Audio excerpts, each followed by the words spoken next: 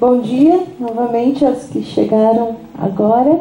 Vamos começar nossa terceira mesa desse primeiro dia de jornada de filosofia oriental, e as comunicações nessa mesa são apenas duas, são dos nossos pesquisadores em budismo tibetano. Então eu passo a palavra para Ana Paula Martins Gouveia, pós-doutorada em estudos budistas pela École Pratique des Hautes Études Sorbonne e pela University of California, em Santa Bárbara. Obrigada, Ali.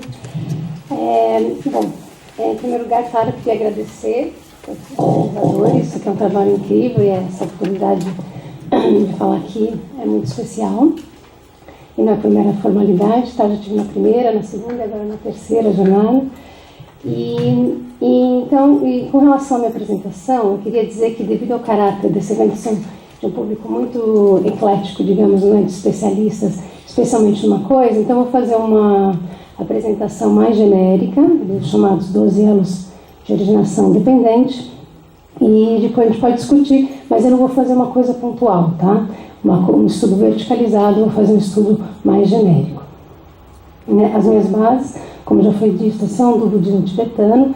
Aqui eu trabalho principalmente com Khetchen Champo Rinpoche e Dalai Lama, e que são ligados à escola Prasangka Madhyamika, ou ainda com um dos mais importantes expoentes do budismo tibetano no século XX, que é Kabje Kangyo Rinpoche, além da tradição oral, que é fundamental nesse contexto do budismo tibetano e do budismo de uma forma geral, diria. O objetivo dessa apresentação é apenas de instigar a curiosidade de alguns para que se possa ser estabelecida uma discussão agora ou no futuro. Tá? Quando eu preparei o resumo, não sei se alguém chegou a ler, eu falava que eu ia também tocar nos assuntos da vacuidade, tá? ou do niilismo, da forma como alguns ainda têm essa noção de niilismo com relação ao budismo, só que eu não vou falar sobre isso agora, porque não vai dar tempo, quem sabe, na próxima jornada, tá bom? Então, vou fazer uma breve introdução. O princípio dos 12 elos de originação dependente, né, que é o Tendro Yenlak Chuni, Paticca Samuppada ou Vadasanga Paticca Samuppada. Os sanskritistas me desculpem aqui. É um dos temas mais originais e importantes de toda a filosofia budista. As diferentes escolas, ainda que tenham perspectivas distintas, sempre se remetem a tal princípio, o qual se propõe a descrever o funcionamento dos fenômenos e trazer respostas para as questões humanas mais prementes, como o nascimento, a morte e a existência. Esse modelo foi considerado como revolucionário justamente pela sua originalidade em relação às outras perspectivas que vinham sendo desenvolvidas no contexto indiano da sua época, na época de Buda. Outras questões como o sofrimento, a impermanência, a ausência de existência inerente, etc., já faziam parte do universo reflexivo nas mais variadas correntes filosóficas. Todavia, a elaboração e descrição do funcionamento de como relações de dependência, onde uma coisa se conecta à outra e serve como elemento detonador capaz de tornar possível todo o universo percebido, isso é, a maneira como as coisas se manifestam, tal qual ali elaborada, foi algo inédito naquele momento e, para a maioria de nós ocidentais, e mesmo em seu próprio berço asiático, continua a ser um grande desafio. Né? Então, agora vou passar para o segundo slide. Essa aqui é uma representação. Então, comecemos pela representação iconográfica dos 12 elos de originação dependente, que é retratada pela roda essa existência condicionada, na verdade, tá? Que é o Bhava Chakra. De acordo com o Vidyavadana, que é uma antologia de narrativas budistas, o próprio Buda teria concebido esse esquema simbólico no qual 12 elos são representados em um ciclo fechado. Buda teria dado essa ilustração ao rei Rudrayana. Se trata de um dos símbolos mais antigos da tradição budista e funciona como uma espécie de cosmologia psicológica. É um mapa dos nossos processos internos e dos seus efeitos externos. Uma das razões pela qual a roda da existência condicionada é pintada nas paredes de fora dos mosteiros é que, desde aquela época, ela serve como um instrumento visual para ensinar de forma muito simples aspectos profundos da filosofia budista para um público que, em geral, tem um acesso muito restrito a eles, como é o caso da maioria das pessoas que vão aos mosteiros para visitar e assim por diante. Assim sendo, as imagens dessa roda têm a função de estabelecer uma comunicação com o público geral. Existem várias formas e níveis de compreender os ensinamentos e essa representação pode também ser lida de muitas maneiras. Ao ilustrar as causas por trás da situação em que nos encontramos, que é uma situação limitada de sofrimento, né, e tem que ser entendido o que é sofrimento nesse contexto, a gente pode falar sobre isso depois, a roda da existência nos revela como, através da prática dos antídotos para essas causas, nós podemos superar o sofrimento, que é o seu efeito, o efeito dessas causas, né? Ela nos mostra uma proposta essencialmente altruísta através de uma descrição inquietante dos passos de como somos aprisionados nesse ciclo. Isso serve como um chamado à ação e ao agir. Tá? Então agora eu vou fazer rapidamente uma descrição delas. No centro dessa roda está representado os chamados 3 venenos, que são a ignorância, representada ali pelo porco, o apego, representado pelo pássaro, e a aversão, a raiva, representada pela serpente, pois esses são os seus cérebros, são a força motriz dessa roda. Esses animais se abocanham um ao outro pelo rabo, formando um ciclo que constantemente se autopropulsiona, a não ser que esse ciclo venha a ser interrompido. Tá? Mais um pouquinho, abrindo um pouquinho a roda, a gente vai ver essa segunda camada que representa o karma, que são as ações, aqui nesse caso, né, o karma é traduzido como ações negativas e positivas, ou neutras, etc., estão representadas assim. Depois vamos para a terceira camada. Através dessas ações, nós vamos obter renascimentos nos reinos. Normalmente no budismo tibetano a gente fala em 6 reinos, às vezes 5, mas a maioria dos textos em 6, que estão aqui representados. Eu não vou falar muito sobre nada disso.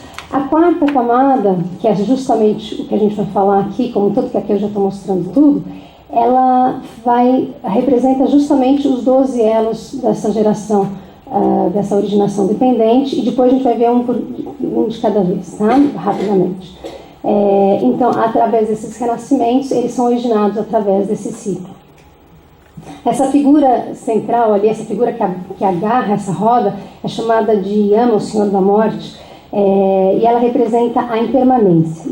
Ele significa todo o processo da existência cíclica, que é transitório. Tudo está fadado à impermanência. Né? Essa coroa que tem na cabeça dele, que representa, pode ser o representante dos agregados, que são os elementos constituintes do eu, que a gente pode falar rapidamente, que são a forma, as sensações, as percepções, as volições, a consciência, ou também pode ser uma representação dos 5 venenos e também pode se ler em outros níveis.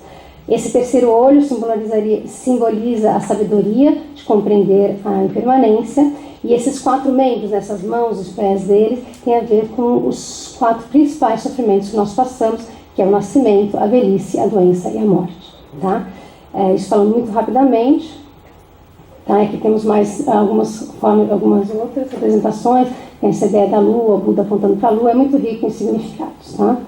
Então, agora, voltando então diretamente no que concerne os 12 elos da originação dependente, aqui estão vendo uma caligrafia cursiva do tibetano, depois a gente vai entrar com a caligrafia que é mais tradicional para os textos.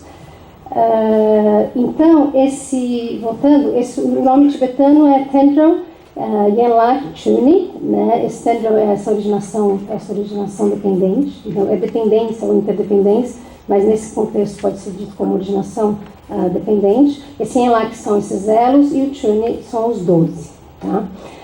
Dentro das perspectivas filosóficas da maioria das escolas budistas, ainda que, em termos últimos, a verdadeira natureza de todos os fenômenos seja inefável, esteja além de qualquer possibilidade de elaboração, sendo que algumas escolas contestam que o simples fato de você dizer que não se pode elaborar já é em si mesmo uma elaboração, mas a gente não vai entrar nesse tipo de discurso. Existe, em termos relativos, um universo que se manifesta e é apreendido e experienciado pela maioria das pessoas como sendo real. É a partir desse mundo experienciado, ligado à maneira como nós percebemos os fenômenos, que se concebeu a teoria dos 12 elos de originação dependente, onde se descreve a forma como as coisas se manifestam e de como isso acontece em dependência. Podemos dizer que é o processo de originação dos fenômenos e de nós mesmos enquanto seres fenomenais, que é descrito, examinado e explicado nessa teoria, segundo a qual não existe nenhum fenômeno que não seja feito de uma originação dependente. Todos os fenômenos surgem em decorrência de uma série de fatores causais de condições. O momento de consciência precede o outro e o ciclo constantemente se perpetua. Né? Devemos ressaltar ainda rapidamente que a originação dependente é subdividida em 2 tipos, os fenômenos externos e os internos, mas aqui o que a gente está falando são basicamente dos fenômenos internos. Tá? De acordo com o Cabo de Cambridge, tradicionalmente o princípio da originação dependente é explicado em 5 pontos, que a gente vai falar rapidamente. A necessidade desse princípio, a definição de cada um dos 12 elos, as diferentes maneiras de apresentá-los, o número de vidas necessário para o ciclo completo e o método de contemplação sobre essa perspectiva. Para quem tiver interesse, aspectos foram explorados de maneira detalhada em vários textos, mas inclusive no Salistamba Sutra, eu sei que é transcritivo, que é o Sutra do Germinar do Arroz. Mas se faz importante esclarecer que há mais de uma maneira de descrever o mesmo e de ordenar os 12 elos. E além disso, em alguns sutras podemos encontrar até mesmo um número diferente de elos, como 10 ou 15. A descrição aqui apresentada, todavia, segue a maior parte dos textos relativos à escola Mahayana do budismo, especialmente do budismo tibetano. Tá? Além disso, apesar de tratarmos de elos que vão sendo tecidos ao longo do tempo, de acordo com a mesma escola, também é possível pensá-los de forma tal que todos os elos acontecem simultaneamente em um único instante. Vou tentar, então, falar rapidamente desses 5 aspectos. A necessidade desse princípio de originação dependente jaz particularmente no fato de que, ao sermos capazes de compreendê-lo naturalmente e gradualmente, nos tornaremos aptos a perceber a tessitura dos fenômenos da forma como eles vão sendo fabricados. Nesse caso, como a sensação de eu é fabricada. E também de, através desse próprio esclarecimento, nos livrarmos do sofrimento, ao aplicarmos os métodos que são subjacentes a tal compreensão. Além disso, esse entendimento nos torna capazes de ajudar as pessoas. O simples fato de compreendermos o mecanismo de funcionamento daquilo que se manifesta nos torna aptos a experienciar e compartilhar sem dano tal sabedoria. Em suma, então, a gente tem a compreensão da natureza, né, que nos ajuda a fazer isso, a libertação do sofrimento através da remoção da ignorância quando se aplica os métodos e a capacidade de beneficiar. Tá? Da definição de cada um dos elos. Isso eu vou falar muito rapidamente. Eu tinha preparado um pouquinho mais longo, mas já está mais longo do que imaginado, então vou fazer bem curto. Então, o primeiro elo é a ignorância. A palavra ignorância aqui entendida no sentido de estar ligada a uma acepção errônea de nós mesmos e da natureza dos fenômenos. São apontados 2 tipos principais de ignorância, né, que são a ignorância, que seria só um minutinho. A ignorância inerente ou coemergente e a intelectualmente adquirida. Esse segundo tipo, que é a ignorância intelectualmente adquirida, é uma ignorância adventícia e não é comum a todos os seres. Não sendo comum a todos os seres, ela não pode ser a raiz do ciclo de existência. O primeiro tipo, que é a ignorância inerente ou coemergente, é comum a todos e, assim sendo, é ela que encabeça os 12 elos de originação dependente. O segundo elo, né, do tibetano, também é passível de várias traduções, mas aqui falamos sobre as nossas volições ou formações mentais.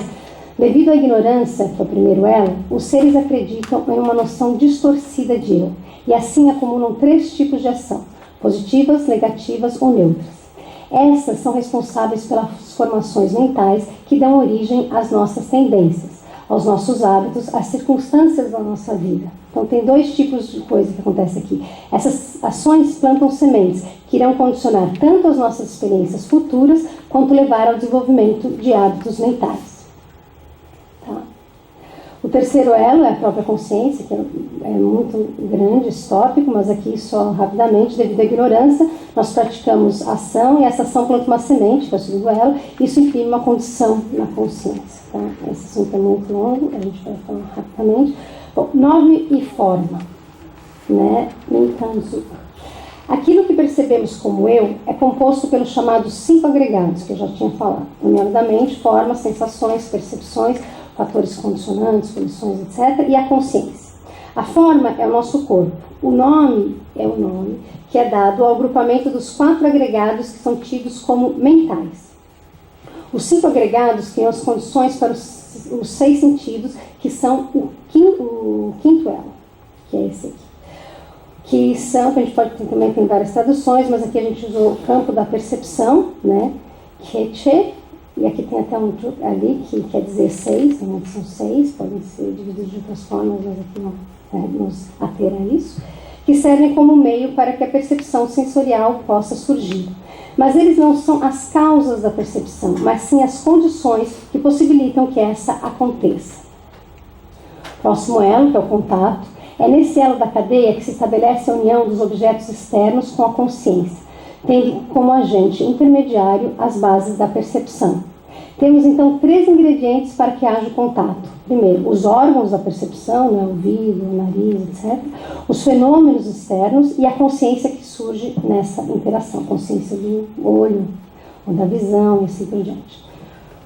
O 7º elo, que é Troa, ou Vedana, que é a sensação ou o sentir, quando através do contato percebemos os objetos, as coisas, os fenômenos, esses nos provocam uma sensação, que pode ser agradável, desagradável ou neutra. Nesse 7º elo são geradas as diferentes experiências relativas aos sentidos.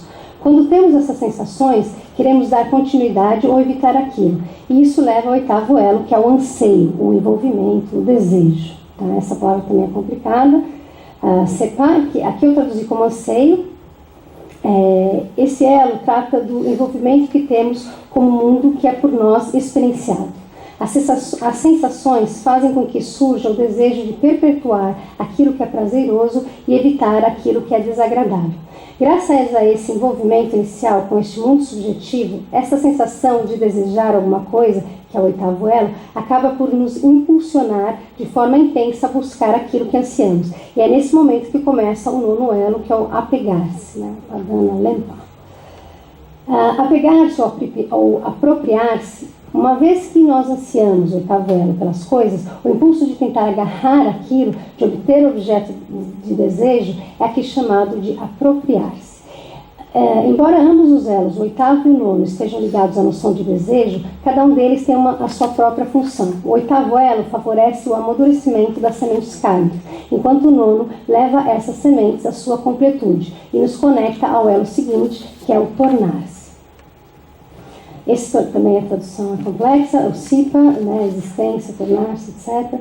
Esse 10º elo é chamado de tornar-se, pois nessa fase é quando nós agimos de fato, baseados nas coisas que desejamos.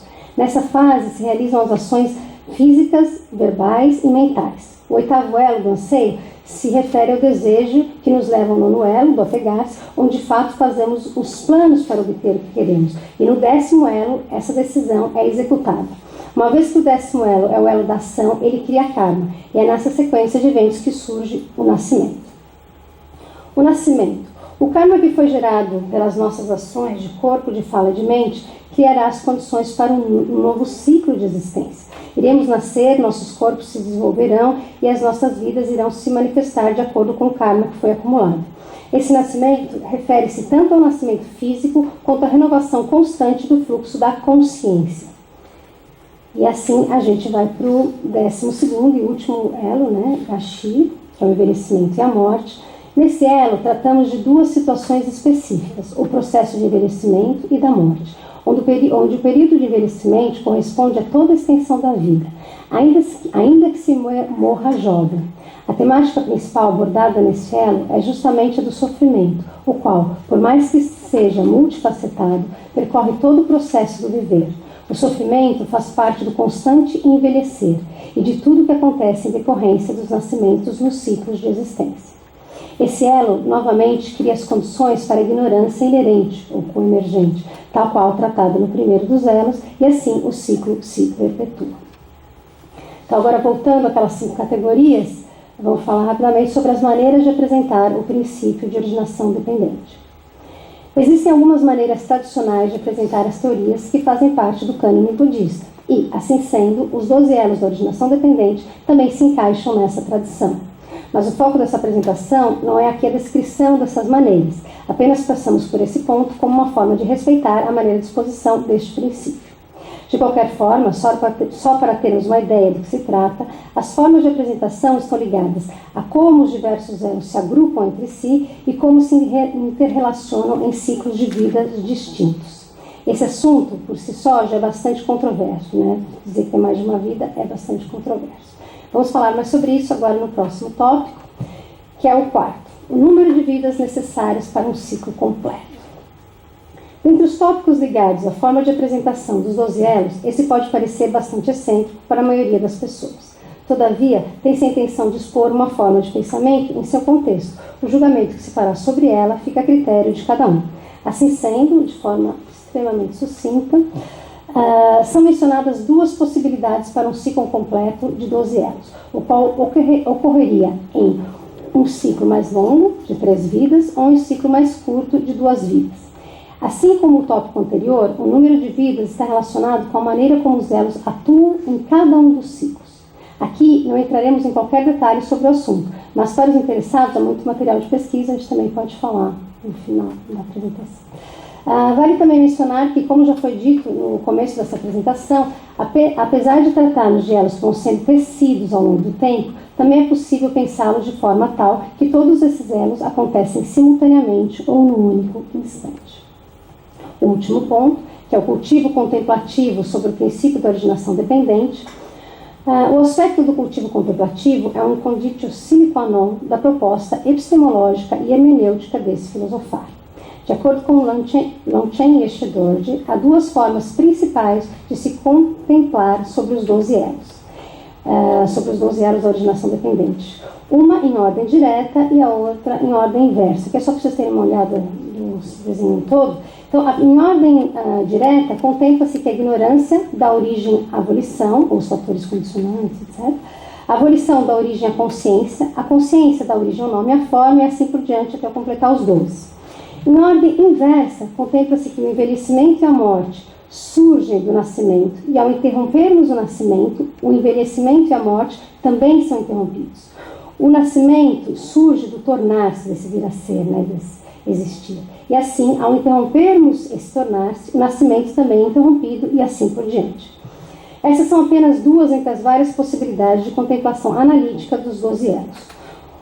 Um dos propósitos de se contemplar assim é que, a partir de tal reflexão, podemos ter uma maior compreensão, não apenas intelectual, mas também experiencial sobre a realidade ou sobre aquilo que até então acreditamos ser a realidade.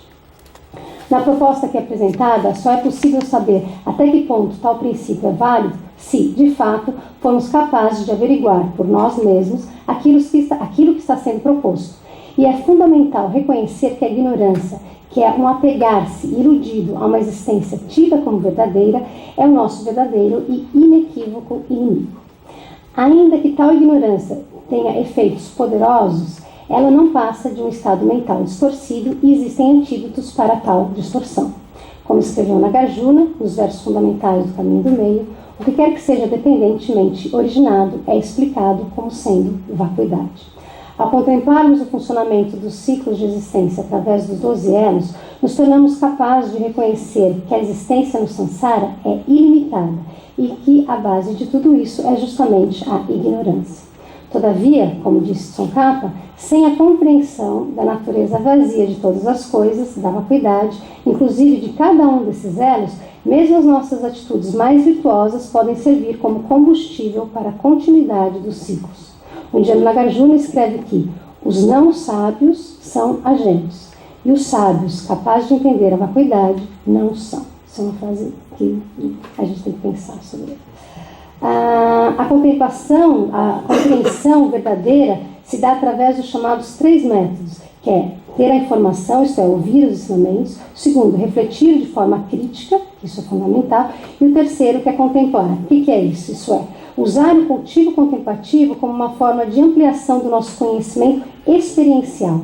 É necessária a averiguação da natureza vazia dos fenômenos a partir de uma experiência direta dos mesmos, Assim sendo, para que se possa contemplar de fato sobre os 12 elos, se faz necessário um tipo muito particular de contemplação, um modelo muito distinto daqueles aos quais a maior parte de nós está acostumada. Se queremos fazer filosofia comparada e nos dedicarmos a verificar pontos de contato ou de afastamento entre aspectos de Chandrakshita, por exemplo, e Wittgenstein, parece natural que alguém criado dentro dos modelos ocidentais queira fazê-lo a partir dos seus referenciais. Mas para que aqueles que de fato querem tentar compreender a filosofia budista em si mesmo, entre aspas, para poder então contemplá-la, talvez seja necessário fazermos revisões profundas em relação à nossa maneira de ver e atuar metodologicamente quando em contato com este universo. E o cultivo contemplativo é, como dito, conditio sine qua non deste filosofar.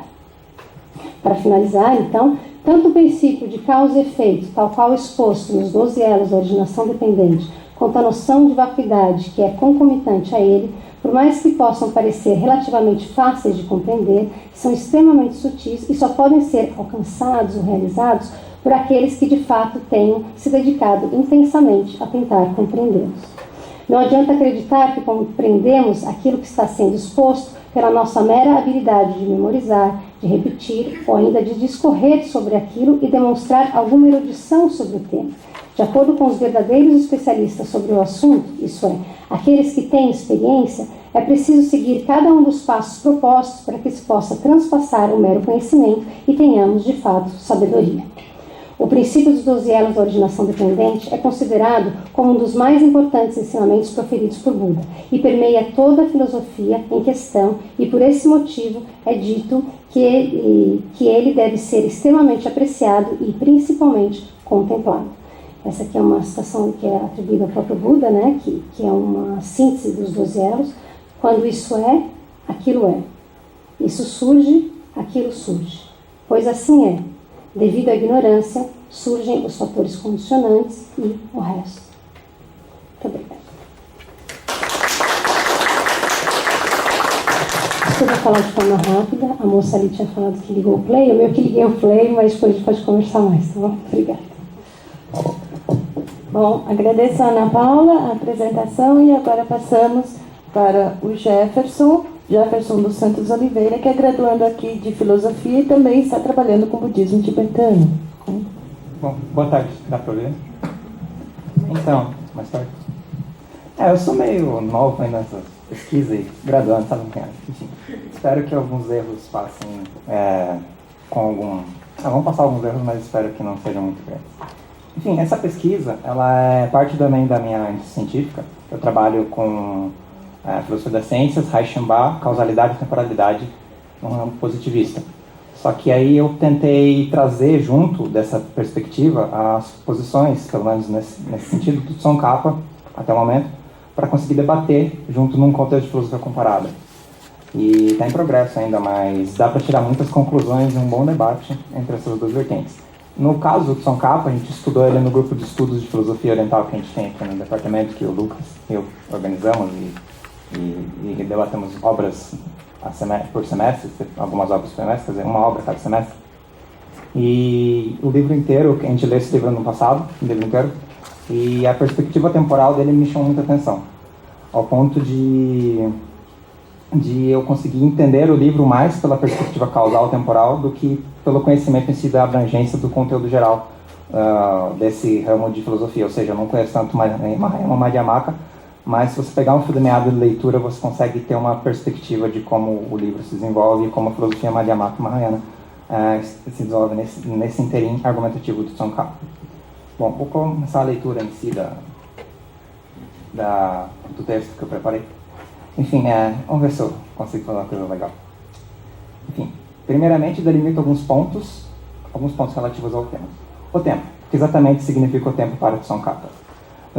No capítulo 19 do livro Ocean of Reason, que é o comentário que o Tsongkhapa faz do Muladhyamakakarika de Nagarjuna, podemos entender a posição de Tsongkhapa. Esse tema é recorrente indiretamente por toda a obra, mas é de fato no capítulo em questão que ele ganha total atenção. Uso de algumas perguntas para direcionar a apresentação. Primeiro, o que significa o tempo, ou seja, qual a conclusão de Tsong em relação a ele? Segundo, qual é a posição contrária a essa conclusão? Como Tsong refuta essa posição contrária? Terceiro, que outras posições também são consideradas errôneas por Tsong? Podemos encontrar no capítulo, das quais podemos encontrar no capítulo que ele vai debater. Vou enumerá-las e tentarei defini-las em linhas gerais, cada qual. A primeira, como já comentei, diz respeito àquela que Tsong refuta como oposta à sua. Entretanto, ela se divide em diversas instâncias ou momentos, e cada qual deles pode ser considerado igualmente oposto e contrário à conclusão de Tsong. Ou seja, Qualquer conclusão que não seja estritamente aquela que o som capa considerar correta será obrigatoriamente uma compreensão errônea da temporalidade. Isso acarreta que as diversas posições opostas podem diferir apenas como momentos diversos de uma mesma consideração, que no fundo peca pela interpretação incorreta, seja dos sutras, seja da natureza ao redor, seja do sujeito cognoscente que percebe a natureza ao redor. Todos esses momentos levam a conclusões erradas, segundo a interpretação de Song sobre o que é o tempo. As posições erradas, ou momentos de uma mesma posição, são as seguintes. Entender o tempo como dividindo-se em passado, presente ou futuro de maneira essencial, com características inerentes e uma natureza própria. Entender o tempo como algo que, uma vez que seja essencial, possua ao mesmo tempo uma dependência e uma independência em relação aos períodos temporais, ou seja, passado, presente e futuro. Ou seja, eu vou delimitando isso mais para frente. Exemplo, o presente ser presente e ao mesmo tempo depender do passado, essencialmente. Entender que uma temporalidade ser essencial não dependa dos períodos a ela antecedentes ou precedentes, tal como o presente se sustentar por si mesmo. Se ele é essencial, ele necessita, dentro de sua essência, depender do passado. Entender que o tempo pode ser essencialmente correlacionado junto aos objetos, ou mesmo junto à subjetividade, onde ele seja comprovado por uma suposta essencialidade e natureza inerente desse objeto ou sujeito cognoscente. Ou seja, já que as coisas mudam, então existe o tempo. Existe o passado, o presente e o futuro. Nesse sentido de mudança. Mas para Tsomi, não podemos afirmar que um objeto existe de maneira essencial, como dono de suas próprias características, como algo por si mesmo e como algo que possa se encarregar por sobre as outras existências, como um suporte ou origem, ou mesmo efetuando qualquer tipo de relação que culmine na dupla sustentação, a de sua existência e a da existência daquilo a qual ela concede existência. Entender o tempo como dependente de um processo causal essencial também não é adequado. O processo causal também não funciona nessa perspectiva. E mais ainda, para Tsong, entender o tempo como algo que pode ser mensurado, medido é algo que não pode também se concretizar. Esses são todos os pontos que resumem-se a diametralmente opostos, ou melhor, diametralmente perdidos ou flutuantes, que nessa consideração não estão pertinentes a considerações de Tsongkhapa sobre o que o tempo é. Mas por que diametralmente errantes? A questão principal, ouso arriscar, ao se entender a temporalidade tal como Tsong entende, ele não pode de modo algum fixar o tempo como algo ou em relação a algo. Ele não pode afirmar um ponto fixo, uma conclusão ou uma resposta em relação ao tempo. Qualquer resposta que ele ofereça estará imediatamente indo em direção contrária, se tornando exatamente aquilo que ele deseja refutar, uma existência essencial do tempo. A resposta de Tsong para o tempo se dá pela via convencional. O tempo é aquilo ou sobre aquilo que concordamos ou no mais básico do básico. O tempo se dá junto à noção de constante mudança dos objetos. Mudança essa que é entendida e compreendida junto a todo o complexo de relações, ou seja, ao todo influxo que está ao todo influxo o que está nessa designação, complexo como um todo, influxo. Para Tsong, o passado será o período de maior diferença, onde o sujeito ou o conjunto de relações do objeto já não estão mais em processo de desintegração, ou seja, o passado é o momento onde é dito que uma coisa deixa de ser e passa a não ser aquilo que era. Ela se mantém plena como desintegrada. Deixo entre aspas o ser e o não ser, porque isso é um problema também. Pois mesmo eles não possuem uma natureza de existência, uma natureza própria de existência, tal que sejam por si mesmos algo além do conjunto de relações inessenciais e co-originadas de um todo. Mas o importante aqui não é isso. O ponto é que o passado se apresenta convencionalmente no momento em que há uma maior diferença entre aquilo que já não está mais se desintegrando e aquilo que ainda está se desintegrando, no caso, o presente. O presente, de maneira semelhante, numa visão convencional, é um momento onde algo ainda está se desintegrando, mas ainda não se desintegrou. Assim, existindo uma maior diferença entre aquilo que se desintegrou e aquilo que ainda não. O futuro será, de mesmo modo, um momento onde existirá algo que ainda não iniciou o seu processo de desintegração, ou seja, ainda não surgiu, e novamente haverá uma maior diferença entre o futuro não surgido e os outros períodos temporais, respectivamente. Eu comecei pela visão da convencionalidade porque é um pouco mais fácil de entender que quando ele vai refutando a inocência dos outros processos errôneos de entendimento do tempo, começa a ficar alguns pontos mais intricados, mas aqui a separação convencional é bem sucinta e é básico mesmo, não tem uma complexidade enorme no entendimento do tempo. É só um processo de lidar com modificação das coisas ao redor no decorrer da própria modificação e no decorrer do espaço de percepção dessa modificação. Para Tsong, o tempo convencional será a conjunção de todo o complexo de relações, todo o contínuo de transformações e todos os instantes, que são entendidos como em relação a todo e qualquer objeto que compartilhe e seja junto a esse destino. Ele sempre está junto, todos os objetos eles de maneira como uma rede, eles se direcionam conjuntamente, se relacionam conjuntamente. Embora eles não tenham uma essência, não possam ser designados como substâncias ou coisas, eles têm um destino conjunto. Ouso afirmar novamente que podemos considerar todos os objetos em tal situação, onde mesmo que eles permaneçam inalterados por algum motivo, forçarão assim que todo o complexo de suas relações modifique o seu fluir, ou seja, a integração é constante, como o tempo e flui em seu próprio ritmo pelo tempo.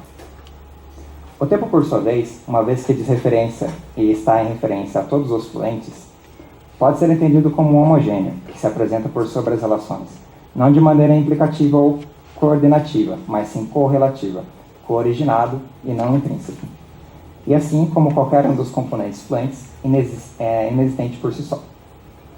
Mas por que tal resposta é contrária a qualquer outra das conclusões acima citadas, as quais na verdade me refiro como uma única conclusão organizada de modos diversos? As conclusões pecam pela consideração e sustentação do tempo como uma espécie de instância, como entidade ou substrato definidor e possuidor de características. O tempo não define a mudança e não possui a mudança.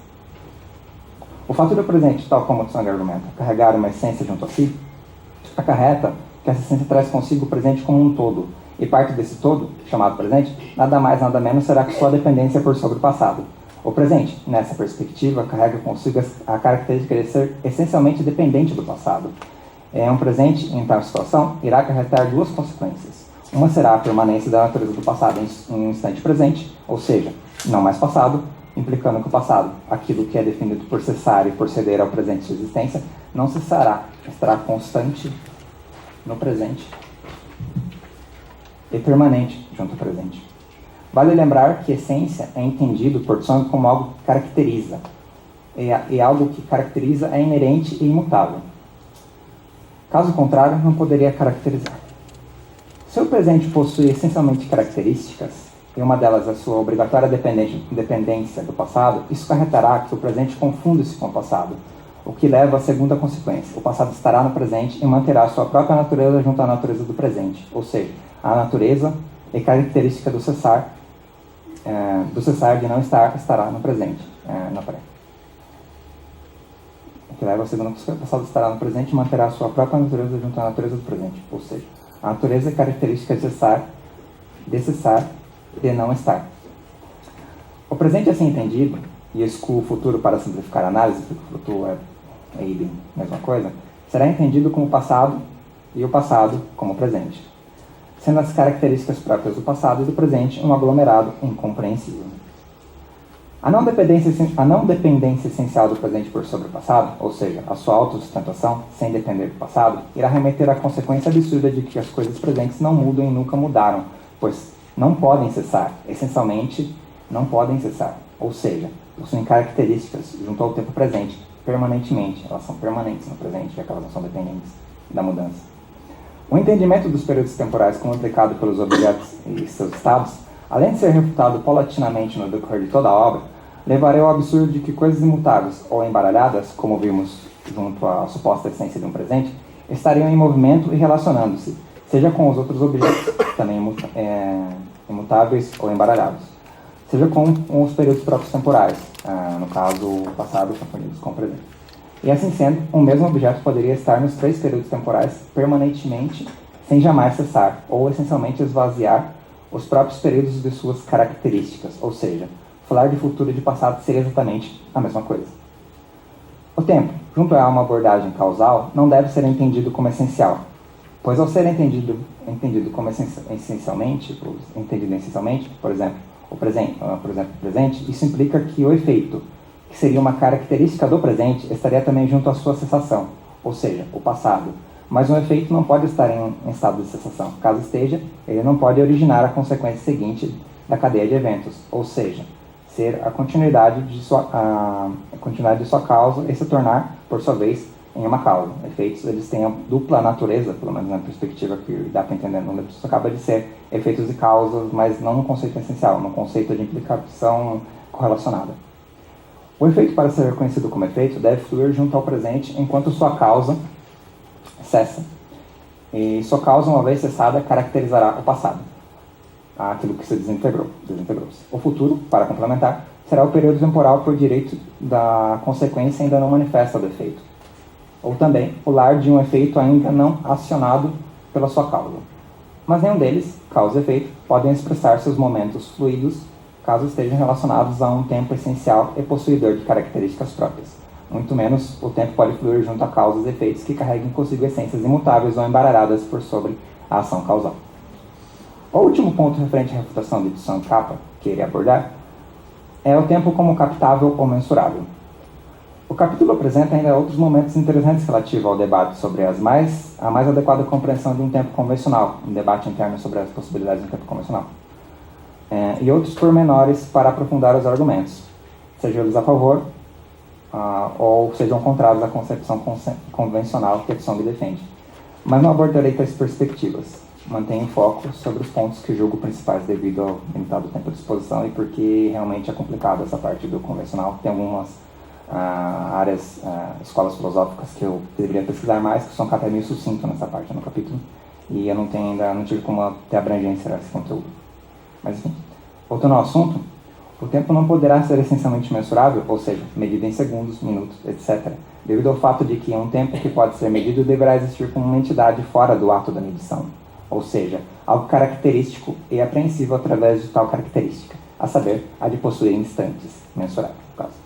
Pode parecer um tanto absurdo, mas o que se estaria medindo, segundo o ponto de vista de Tsong, seria não o tempo, mas sim absolutamente nada. Arrisco interpretar de tal modo devido à não possibilidade de caracterização do tempo. Um tempo que não para de fluir e que não é de maneira alguma aquilo com o qual interage, ou seja, os objetos em transformação. Não pode também ser aquilo que é medido, ou seja, os segundos, minutos, etc., e não se sustenta como algo captável no sentido de que possa ser percebido e isolado por sobre instantes arbitrariamente calculados. O medir é apenas a constatação da variação e da desintegração dos instantes. Ele não representa o tempo como algo que possa ser considerado permanente ou característico. No máximo, representa uma perspectiva que busca referenciar a velocidade com que as mudanças ocorrem junto ao mundo. Cada medição, cada constatação, não possui também uma natureza essencial, sendo, ao invés disso, uma coordenação constante de todas as relações que fluem. A convencionalidade não pode ser concretizada através do consenso, com o propósito de uma definição, conhecimento ou verdade sobre as coisas, mas sim como uma espécie de vivenciar constante e temporal. Sendo assim, concluo e retomo a minha interpretação de que, para Tsong Kappa, o tempo será um contínuo homogêneo, uma não conclusão, uma não fixação de ponto ou de característica, uma existência constante e cooriginada que flui por entre e junto a todas as outras relações do todo. Não sei se ficou muito curto, muito longo. Tá bom.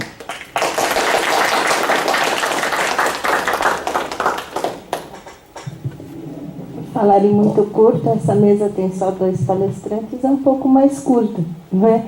Mas vamos abrir agora para as perguntas que vocês queiram fazer, questões para os palestrantes. Oi? A senhora falou dos 3 venenos, quais seriam? Tem também na teoria os 3 antídotos ou não? Sim, todos os venenos, na verdade, essa é uma das maneiras de ver, tem também 5 venenos, que além desses 3 principais. Não, o budismo é sempre assim, é 1, 3, 5, 20 ou nenhum, está tudo na mesa, mais ou menos assim. Mas nesse caso, sim, cada um desses venenos, né, você tem um antídoto específico para ele. Então, como que é óbvio, mas o antídoto para a ignorância é a não ignorância, quando você atinge a sabedoria. E a ignorância, dentro dos venenos todos, se você contar 5, você adicionaria também o orgulho e a inveja? Está dentro da ignorância, Tudo está dentro da ignorância. A ignorância é o ponto fulcral aí, tanto quanto para os 12 elos, como a gente viu, né, essa ignorância marikpa tibetano, que essa ignorância tem a ver o quê? Você desconhecer a verdadeira natureza dos fenômenos. Não é uma ignorância adventícia, como a gente disse, que são coisas que você vai adquirindo culturalmente, etc. Não, o próprio nascimento em si, o fato de você nascer como ser humano, etc., já é um fruto dessa ignorância, digamos, coemergente. Ela nasce junto, você só nasce porque, devido a essa ignorância, senão não haveria nenhum nascimento. Tá? Então, ela, sendo assim, ela é o central de todo e qualquer veneno. Tudo, a partir do não reconhecimento da natureza das coisas como elas são, você se apega a certas coisas, você tem aversão a outras coisas, tem orgulho, tem todos os sentimentos, todas as emoções que você tem estão ligadas a essa ignorância coemergente, que nasce junto com a sua própria sensação de eu, digamos. Então, é um pouquinho mais pronto, a gente pode falar mais, se quiser. Mais questões aos palestrantes? Lucas? Uma pergunta para o Ana e uma para o Jeff. Achei muito legal mesmo a sua apresentação assim, e essa exposição geral, e achei interessante principalmente quando falou da questão dos princípios que se deve disposição da coordenação dependente. Havia aquele princípio que era justamente o de compreender a necessidade da coordenação dependente. É interessante que isso parece se inserir no debate justamente da questão, quer dizer, ao menos quando a gente está falando da interpretação do Nagarjuna, né, daquela questão de se afinal haveria ali um ensinamento mesmo sobre a realidade, um ensinamento que tivesse o valor de um ensinamento definitivo, ou se trataria simplesmente de um instrumento, aquela tal ideia da canoa que você usa para atravessar e depois você pode deixar que não é nenhum ensinamento definitivo da realidade em si mesmo, né? E aí parece... Mas é interessante que justamente porque a gente lembra de Tsongkhapa, o Tsongkhapa a leitura é muito nítida, quer dizer, se trata da interpretação correta, parece assim, parece que... Mais ou menos, a gente pode falar sobre isso, pode falar. Mas ele insiste muito em falar da visão correta e da compreensão, parecia assim, ele falava muito da visão correta, da compreensão correta, e essa compreensão correta enquanto seja a compreensão da vacuidade dos fenômenos e da existência meramente convencional dos fenômenos. Mas eu queria saber o que você acha justamente dessa discussão, inclusive até em referência ao Nagarjuna, nessa questão de se haveria mesmo um ensinamento que se pretende ser verdadeiro em última instância, ou se pretende ter apenas um valor instrumental, soteriológico, e como ele se inseriria nessa discussão com o budismo tibetano. Pode falar? Não, só fazer a pergunta. Pensei que era para isso. Era mais... Eu acho que seria legal se você falasse um pouco como você relacionou essa discussão com a sua iniciação mesmo. Sim. Está em processo. Eu posso falar. Quer que eu fale depois? Acho que é a primeira.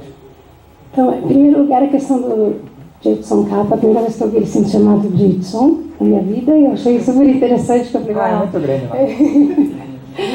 Foi engraçado.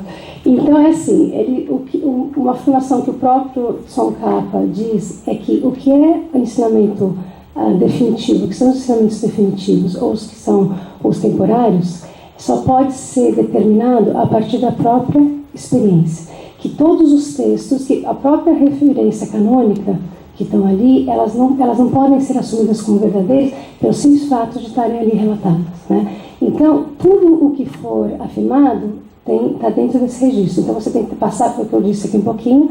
Claro que eu falei tudo de uma forma bastante superficial, questão de filosofia ocidental e tal, quer dizer, tudo isso a gente sabe que não é nada assim, mas para uma comunicação imediata eu tive que falar nesses termos. Então, o que acontece é que a gente, sem esse conditio sine qua non que eu falei o tempo todo, que é de você passar por essa experimentação, que é o que o próprio Tsongkhapa fazia, é impossível a gente ter realmente uma referência sobre o que é convencional e o que não é convencional. Com relação ao que você estava dizendo, se realmente ele está fazendo uma exposição, em nenhum dos textos, em nenhum dos comentadores, você nunca vai ver, mesmo agora no Nagarjuna que a gente está trabalhando com o pessoal lá de Minas Gerais, e vai ter um encontro agora no meio dessa semana, A ideia é o seguinte, você já deve ter cansado de ouvir falar sobre isso, o tetralema dos 4 pontos, então você não pode cair nunca em nenhum dos extremos. O que o Nagarjuna faz, e obviamente o Tsongkhapa também, é que nada do que se afirma, ele serve, nada do que é dito, pode ser tido como uma afirmação. Existe sempre um posicionamento. A gente lendo agora o capítulo 11 de novo, né, do Mula Madhyama Kalankarika, o que acontece? Você vai ver, ele vai falar, ok, isso existe ou isso não existe, blá, blá, blá. Toda vez que ele vai falar sobre a existência ou não existência das coisas, ele nunca consegue afirmar. Um verso ele vai mostrar, se você acha que não existe, blá, blá, blá, blá, se você acha que existe, blá, blá, blá, e você não chega, então é isso. Não existe esse então é isso. Então você nunca vai cair em nenhum... Inclusive, porque essa noção de não cair nos 4 extremos é o que todas as escolas que são classificadas no budismo tibetano como 4 principais, etc., todas elas brigam entre si, entre aspas, né? Que é justamente nesse quesito que abrange todas elas, que é você não cair no extremo da existência ou da não existência, nem em ambos e nenhum dos dois. Então, se você disser que o Tsongkhapa está afirmando alguma coisa, você diria que ele está caindo em algum dos extremos, certo? Ou não? É que acho que a questão é mais...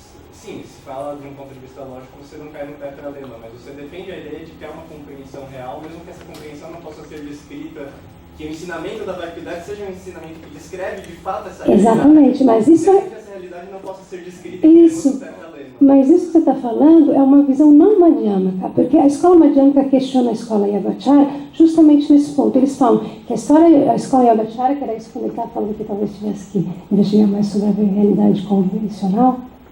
Sim, então o que acontece? Eles falam que quando a escola Yogacara se refere à realidade convencional, ela cai no erro. Se ela é convencional e se ela não tem nenhum interesse, então qual que é o interesse de falar sobre ela? Certo? A escola Madhyamaka, ela vai justamente em oposição a isso. Então nada do que pode ser dito ali pode ser tido como uma afirmação sobre qualquer condição. Mesmo tudo isso aqui, que acabou de ser exposto pelo Jefferson, não é isso? É um discurso que está ligado à compreensão da vacuidade através do discurso, só que em nenhum momento tem nada, ele nunca afirma o que é a vacuidade ou o que é o tempo. Não existe isso. Vocês acabaram de ver o discurso todo seu, não existe uma afirmação sobre isso.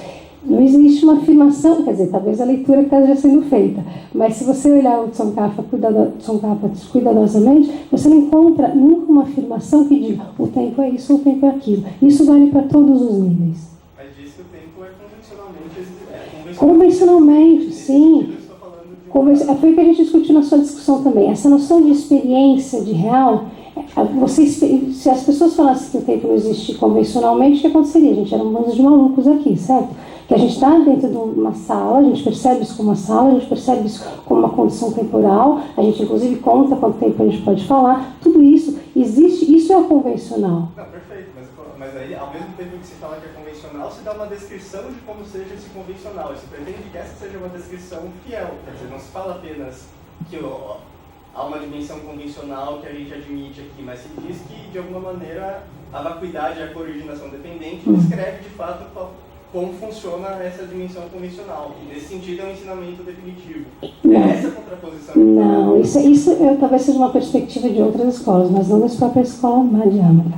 O que acontece é, toda vez que você diz que existe você pode definir a verdade convencional, ela pode ser, sim, você pode dialogar sobre ela, mas ela mesmo, ela é quase como a origem dos elos ali, ela é como se ela mesmo comesse um rabo do outro. Quando você termina qualquer argumentação que é tida como lógica, ela vai acabar em contradição. Isso também é dito, que nenhuma afirmação lógica ao longo do tempo pode se sustentar se ela estiver dentro desse nível da convencionalidade.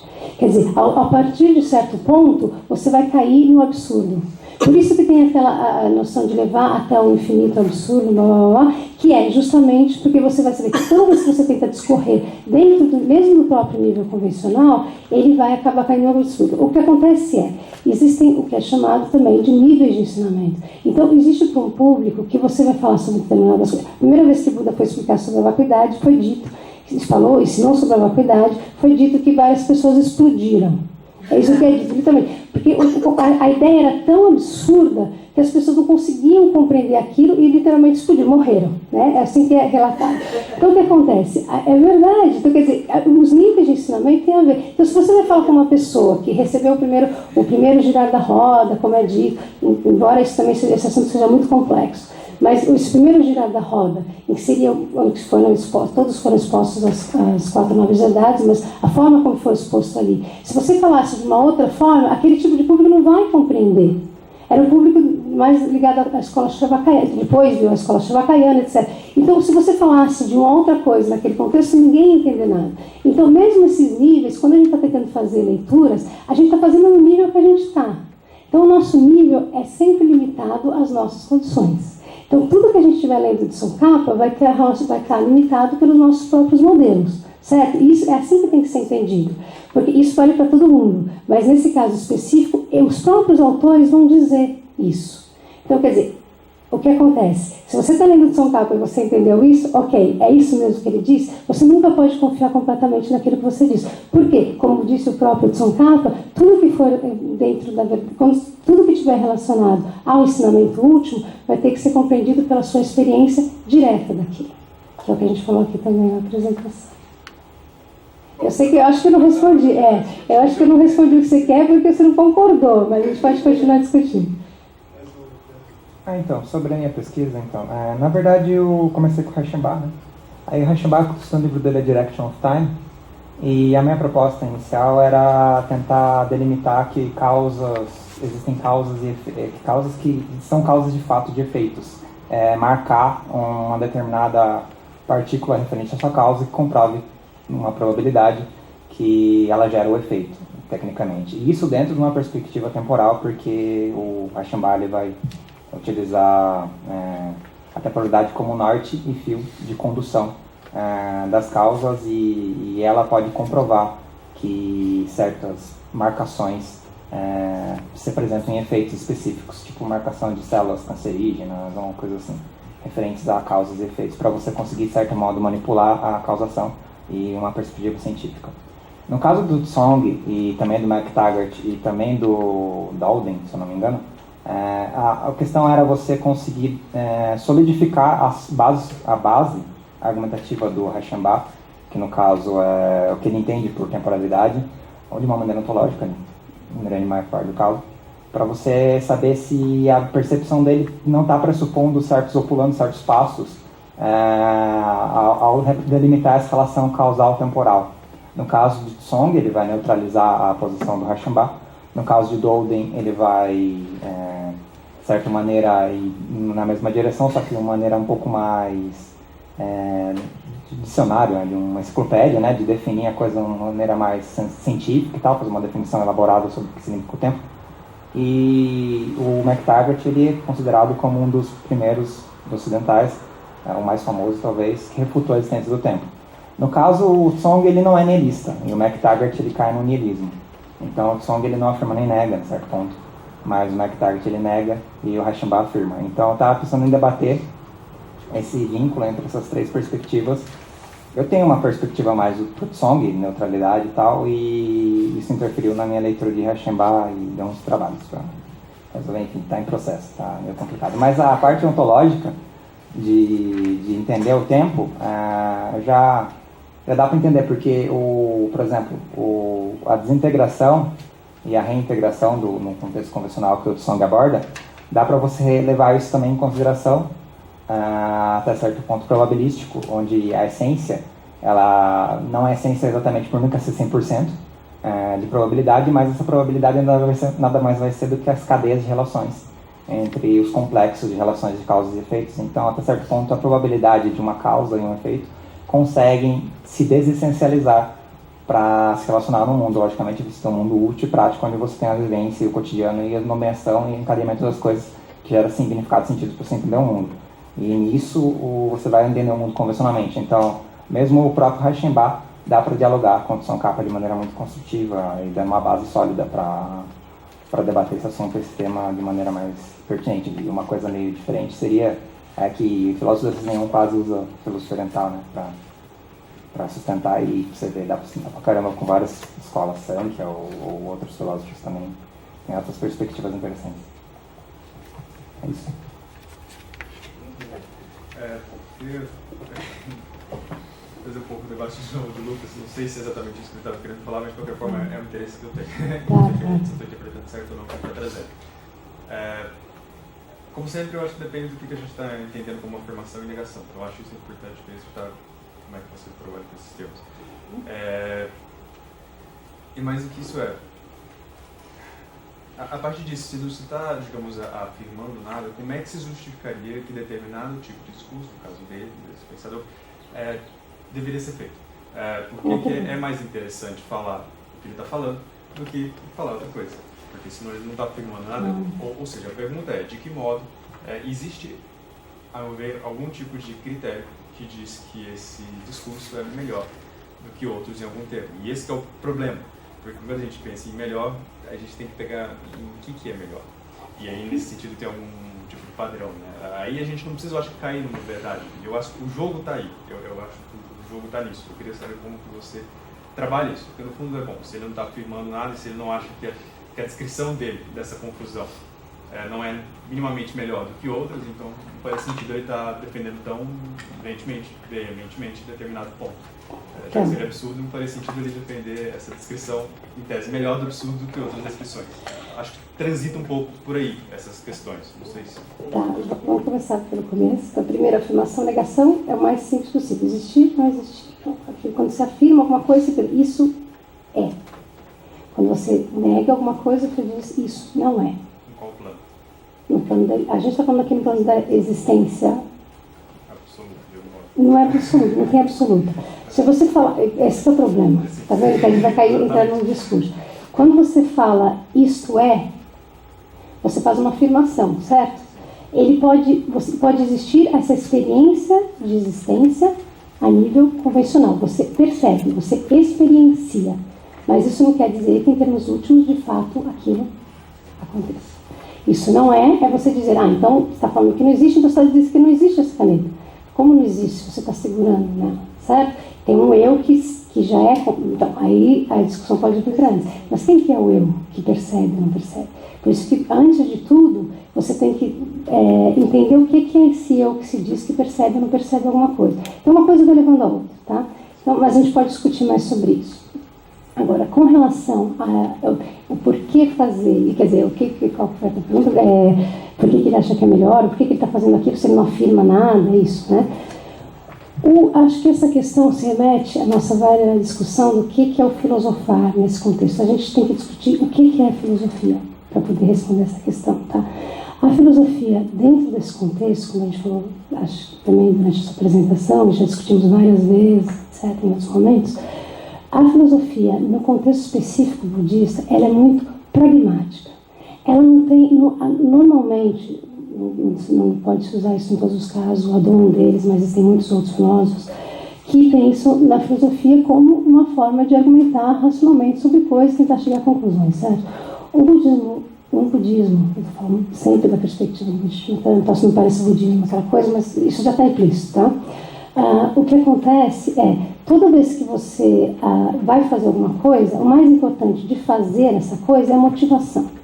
Então, todo o filosofar budista não existe em nenhum momento porque alguém queria provar que era melhor com o outro, entre aspas. Mas ela tem uma motivação. A motivação o que é? Existe uma percepção, algumas pessoas, ou como quer que sejam chamadas, tem uma realização da natureza da realidade tal qual ela é, percebe que nós estamos nesse universo por um motivo que é a ignorância primordial. Então, essa pessoa consegue enxergar isso e, baseado na sabedoria que ele tem de conhecer a realidade tal qual ela é, movido pela compaixão, porque ele sabe que se ninguém disser nada, o que vai acontecer? As pessoas vão continuar nesse ciclo de ignorância. Então, por esse motivo é que ele vai escrever, ou vai ensinar, ou vai falar qualquer coisa. Por que quando a primeira vez que Buda, quando Buda atingiu a iluminação, ele diz, o que eu entendi agora, eu nunca poderei ser capaz de expressar, tem que ser experienciado. E aí fizeram solicitações, ele aceitou a solicitação e começou a ensinar. Por quê?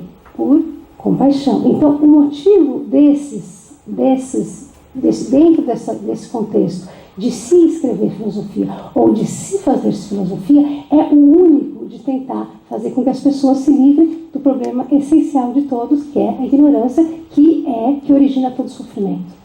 Tá? Não é vaidade, né? Não é vaidade. Você não tá certo. Se ele está certo, se ele é melhor, se ele é pior, ele não é melhor nem pior. Ele vai fazer sentido para quem se interessar por aquilo e quem quiser ler aquilo. Ele não está interessado em vender livros, não sei o que lá, ou convencer uma editora de publicá-los. Não existe isso. Então, quando você está disposto... É que na nossa realidade, a gente ainda é muito condicionado por isso. Mas quando não existe isso de pano de fundo, é que nem o Lucas hoje falando, se eu não estou preocupado em dar aula no departamento, então a política não está envolvida. É a mesma coisa. Se não existe esse pano de fundo, então não é isso. Não pode ser essa motivação. Certo? A questão de melhor que eu trouxe não é isso. Eu acho que o Lucas também entende, não é bem isso de qual que é a ideia melhor ou qual que é a ideia lógica melhor. Mas é sabendo o que a gente está pensando. Em tentar atingir uma libertação nossa, em tentar facilitar menos sofrimento para outros, qual seria, e eles estão pensando nisso, olha, qual seria melhor auxílio argumentativo que eu posso trazer para facilitar mais as pessoas a sair do mundo da ignorância para o mundo da verdade. Então, melhor nesse sentido, de que maneira que determinados discursos são melhores em sentido de fins soteriológicos, não em fins. Exatamente. Então, a gente pode falar sobre isso. Tudo isso tem a ver, de acordo com os ensinamentos budistas, também existem 84 mil métodos, certo? Para trazer libertação. O que acontece? Tem a ver com o público. Então, por exemplo, o que acontece? Por que existem várias tradições? Aí depois as tradições, quando não entendem isso direito entre si, começam a brigar, etc. Então, tudo isso é fruto da ignorância, que é feito por seres humanos, etc. E tal. O que acontece? Não existe melhor ou pior. Existe o que é mais adequado. O que é mais adequado naquele momento. Então, por exemplo, se você falar que a tradição Mahayana é melhor do que a Shravakayana, é um erro. Por quê? Porque a tradição Shravakayana, ela está se dirigindo a um determinado tipo de público. Então, ela não é melhor para esse público. O Mahayana não é melhor. Porque o Mahayana é que todo mundo atinge a iluminação, então eles são muito mais bonzinhos. Não é isso. Tem a ver com o tipo de público que você está se direcionando. Se todo mundo fosse igual, a gente podia ter um ensinamento que fosse o mais adequado. Mas como você tem muitos tipos de público, você precisa de vários tipos de ensinamento. Por isso que o sectarismo é uma coisa burra. Ou achar que uma escola é melhor que a outra é uma coisa completamente estúpida e contra os próprios ensinamentos budistas. Por quê? Porque não existe melhor, só existe mais adequado. Então, o que é mais adequado é que tem que ser levado em consideração. Se Tsongkhapa é interessante para você, ótimo. Se você detesta Tsongkhapa, não tem problema. Vai ler Shantrakshita, tal. Vai ler outra coisa. Também não gostou de Shantrakshita, vai ler... Então, a coisa pode ser o que é mais adequado para você. Não interessa se você leu ou se você não leu. O que interessa é que você se liberte do sofrimento.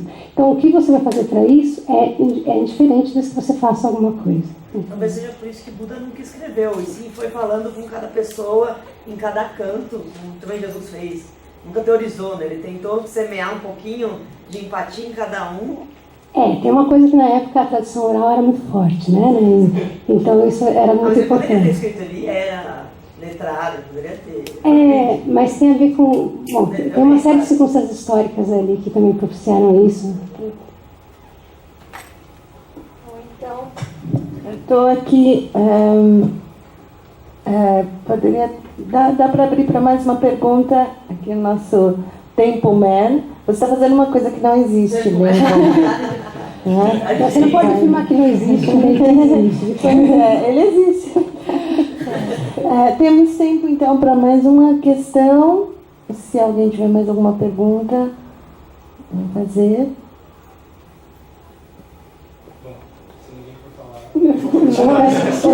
É só uma questão de tempo. Posso perguntar então, professora Lu, que livro você indicaria se eu quisesse estudar essa questão desses 12 estágios? Os 12 anos? 12 anos. Olha, em português já tem O Sentido da Vida, Sua Santidade Dalai Lama, que foi traduzido pelo Hobson, né? Esse livro é muito simples, quer dizer, quando você olha o sentido da vida, você pensa que é um livro de autoajuda, né? Aí quando você começa a ler, você fica assim, calma, peraí. Eu acho que para entender agora uma literatura em português, que talvez seja mais fácil em português, então o sentido da vida do Dalai Lama é o primeiro que eu recomendaria. Você já publicou seu pós-doutorado? Eu estou publicando agora, o livro chama Introdução à Filosofia Budista, vai ser publicado pela Paulus, no ano que vem, comecinho do ano que vem, mais pro meados do ano que vem, tá bom? Obrigada. Bom, a próxima jornada traga exemplares. Fotógrafos. Não, mas eu ia falar então, que eu acho engraçado assim, porque agora, pelo seu discurso, para mim se encaixou perfeitamente com... Eu sou um capiano, eu vi o quão tibetana você verdadeiramente é, assim, porque dá para enxergar em você exatamente o mesmo discurso do Tsongkhapa quando pelo menos eu estou dentro do meu objeto de estudo. Não, porque eu acho que a questão, e acho que foi muito certeiro o Bruno perguntar isso da afirmação e da negação, é que você, como me parece que o Tsongkhapa faz, trata essa questão da afirmação e da negação no discurso pura e simplesmente como o sinônimo de falar da afirmação de que é e de que não é, de que existe e não existe.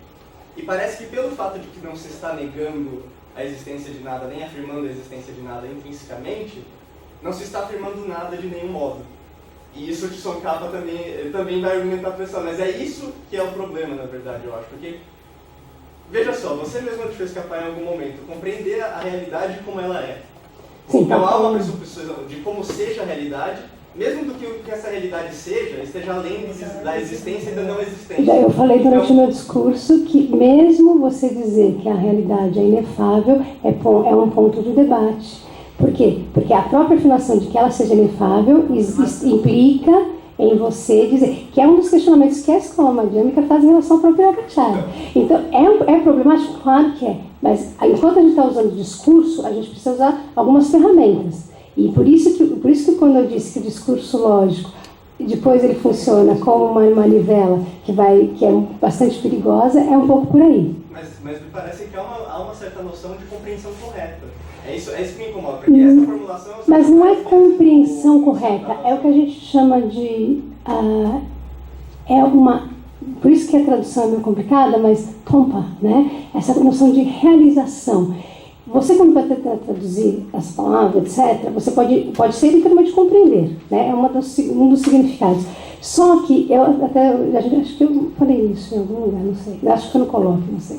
O que acontece? Quando você realizar, não é compreender no sentido que a gente entende. Por isso que eu nunca uso a palavra compreender, eu tento evitar sempre. Por quê? Porque quando você fala compreender, a gente, pelos nossos hábitos, ou pela maneira como a gente usa o discurso, o que acontece? Normalmente a gente entende, eu entendi. Não, mas não é um problema. O problema não é se é intelectual ou se é uma coisa meramente intelectual ou não. Acho que isso é a questão também. Não está entrando em questão se tem uma ideia de experiência, mas o que está é que seja lá, de que maneira está se concebendo isso, se concebe como algo que realmente descreve correta e adequadamente a realidade. Não existe uma descrição correta da realidade, não, isso é impossível, Lucas, de acordo com essa perspectiva, claro. Ele não vai... Você pode mostrar, eu vou linha por linha com você, que não existe uma descrição do que é a visão correta. Existe ali meios de você tentar ir se pensando, conduzindo essa forma de pensar, ou contemplar, né, fazer uma análise crítica, depois contemplativa, para chegar àquilo. Mas não é compreender, é realizar. Então, quando você percebe que as coisas são vazias, é história também, é outra história que é contada. Então, quer dizer, então tá, um dos mestres pediu para o seu discípulo ensinar, ele já tinha tido uma realização sobre o que era vacuidade, e ele falou assim, então vai ensinar sobre a vacuidade. O que ele fez? Ele passou o braço pela mesa. Aí as pessoas ficaram olhando, falaram, não, você não pode fazer isso, que ninguém vai entender nada. Quer dizer, para ele não existia, a única coisa que ele podia fazer para que as coisas eram vazias, era passar pelo menos o braço pela mesa para as pessoas entenderem que aquilo não tinha nenhuma substancialidade. Só que esse discurso não atinge as pessoas. As pessoas vão achar aquilo estranho, etc. Então, quer dizer, o que é realizar é que tem que ser entendido, que não é o nosso compreender. É difícil a gente compreender o que é realizar, porque a gente sempre entende como compreender. É muito difícil, porque a gente vai sempre tentar elaborar um discurso em cima daquilo. E por razões óbvias, se a gente não elaborasse um discurso, o que acontecia? A gente ficava aqui mudo, certo? Acho que alguém falou aqui, então é melhor ficar em silêncio. Depois o professor ali falou assim, não, silêncio, sei lá. Mas de qualquer forma, é isso. Então, existe um limite ali. Né? E dizer que a natureza da realidade, tal qual ela é uma forma de tentar indicar que existe, entre entre aspas, mas que é passível de uma realização de uma coisa que é diferente disso. Mas que ninguém, se nós não experienciarmos, se nós não realizarmos, nós não sabemos do que se trata. É muito além da nossa mente. Tem história também, tem várias histórias. Tem a do sapo, etc. Mas uma ideia do Sócrates, né? O homem está dentro da caverna, ele não consegue olhar de forma direta para a luz da verdade. Que ela é muito intensa para aquele olhar não treinado. Então talvez a gente tenha que ficar olhando a sombra, a penumbra, e é um caminho difícil, sentir o calor, para chegar à luz. Mas à luz a gente não chega. Como eu chego perfeito, a gente não chega. Posso falar também? Não estou aguentando aqui. Vontade de falar. Não, então, porque você mencionou a alegoria da caverna, e é interessante, porque como um indiano antigo leria, budista ou hinduísta, engraçado, leria essa alegoria da caverna de Platão, eu acho, bom, agora vem o juízo de valor pessoal, acho que ele entenderia bem melhor, porque ela é altamente aplicável aos processos meditativos de percepção dessa realidade da realidade, né? Que não está no mesmo plano de percepção dos sentidos e do intelecto e do pensar em dicotomias e em dualidade, que é o pensar operacional da mente humana. A gente acompanhou, hoje foi o primeiro dia, a primeira manhã de apresentações, e vocês acompanharam a segunda mesa, Filosofias da Índia, na verdade filosofias que acompanham a ortodoxia bramânica ou que estão para o lado, eu vou usar um termo que é uma adaptação nossa, a gente fala em hinduísmo, mas isso é uma abstração nossa, uma invenção nossa, mas enfim, só para colocar, primeiro a gente teve uma mesa de escolas da linguagem mais filiadas a uma visão de um uno, de um todo, e o budismo, que nós estamos vendo aqui, o budismo tibetano, todos os budismos, alguns em maior grau, em outros em menor, não é? Mas o budismo, justamente por afirmar não o todo, não o uno, não o absoluto, ele afirma shunyata, a vacuidade, não é? A não substancialidade de nada, daí, em parte, a não substancialidade do tempo também, né? Então, ele está muito mais preocupado em analisar fluxo, não é? Fluxo, a cooriginação dependente é o que? É o estado de fluxo, não é? Exatamente, eu consigo ver uma ligação, uma associação muito grande entre o discurso budista, a preocupação desse discurso é desconstruir as suas certezas. Ele pretende desconstruir as suas categorias e dizer, olha, não existe essência de realidade nas certezas que você pode ter daquilo que você pode enxergar e pensar sobre o espetáculo de sombras que você está vendo projetado numa tela, quando na verdade é um fluxo de luz lá fora que permite, né? Enfim. Mas acompanhamos aqui então, não é? Essa terceira mesa do primeiro dia, não é? Mas só para muitos de vocês que eventualmente não tiveram nenhum contato ainda com o pensamento, filosofia oriental, que também é uma generalização absurda, né? Vocês estão vendo, são escolas com pressupostos diferentes e isso se reflete nas deduções, nos debates, nas argumentações e na própria forma de construir o discurso, não é? Então, eu acho que o budismo está preocupado em desconstruir, sim, porque a partir daí é que você passa a procurar essa não substancialidade, esse vazio das coisas, não é? Bom, acho que vamos encerrar a mesa, acho que estão todos com fome, não é? E voltamos, logo mais voltamos às 14 horas, né? Deixa eu pegar o programa direitinho aqui. Das 14 às 15 horas teremos uma palestra nessa sala mesmo com o professor Dr. Roberto de Andrade Martins. Pensamento ou aquilo que está além do pensamento, alguns aspectos do indizível nas Upanishads indianas. Né? Então, eu agradeço a presença novamente da Ana Paula e do Jefferson e de vocês. Espero vê-los de novo depois do almoço, assim, para felicidade. Muito obrigada.